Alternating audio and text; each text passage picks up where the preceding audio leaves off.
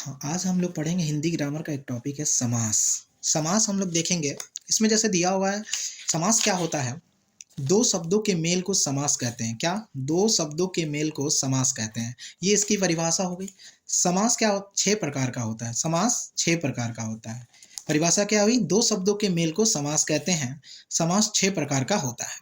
पहला क्या? द्वंद्व समास, द्विगु समास, कर्मधारय समास, बहुव्रीहि समास, अव्ययी भाव, तत्पुरुष। फिर से देखिए, द्वंद्व समास, द्विगु समास, कर्मधारय समास, बहुव्रीहि समास, अव्ययी भाव, तत्पुरुष समास। अब हम इसको याद करते हैं कि कैसे याद रहेगा, किस समास को कैसे पहचानेंगे कि द्वंद्व समास है, कि द्विगु समास है, कर्मधारय समास है।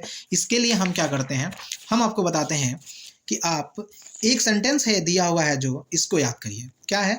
द्वंद्व भाई और संख्या दोगे, कर्म की विशेषता बताऊंगा क्योंकि बहु दूसरे घर से आती है। क्या?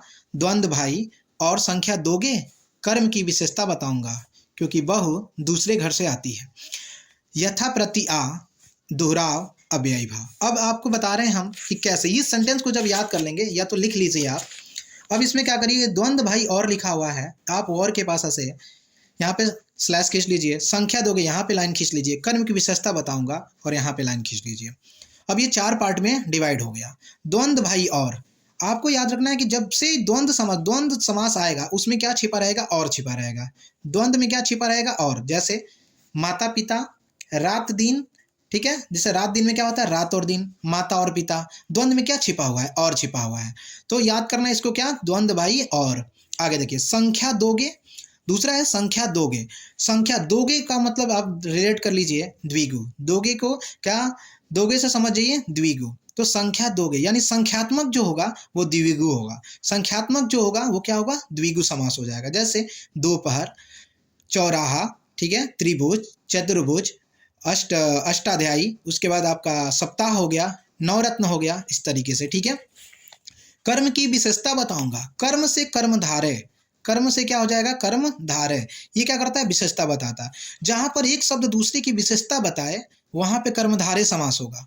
जहां पर एक शब्द दूसरे की क्या करे? विशेषता बताए, वहां पे कर्मधारय होगा। उसके बाद अगला है बहु दूसरे घर से आती है। अगला लिखा हुआ है बहु दूसरे घर से आती है, यानी बहु, दैट मीन्स बहुव्रीहि, बहुव्रीहि समास। अब बहुव्रीहि समास में क्या होता है कि दूसरे का नाम होता है। बहुव्रीहि का है दूसरे घर, बहु दूसरे घर से आती है, दैट मीन्स बहुव्रीहि जो होता है वो दूसरे का नाम होता है। जैसे हमने कहा दशानन। अब देखिए, जो ये शब्द दिया हुआ है दशानन, तो ये जो शब्द है ये यहाँ पर रिलेट नहीं करे, ये दूसरे को रिलेट करेगा। किसको रिलेट करेगा? रावण को। तो ये कौन सा समास हुआ? बहुव्रीहि समास हुआ। ऐसे ही लंबोदर दिया हुआ है, लंबोदर। तो ये जो लंबोदर हुआ किसको रिलेट करता है? गणेश भगवान को। ये किसी दूसरे का नाम होगा, ठीक है, इसीलिए कहा गया है बहु दूसरे घर से आती है। तो याद कर लेना है, द्वंद्व भाई और संख्या दोगे, कर्म की विशेषता बताऊंगा क्योंकि बहु दूसरे घर से आती है। आपके 4 समास यहीं क्लियर हो गए। 5वां जो है यहाँ पर यथा प्रति आ और दोहराव है।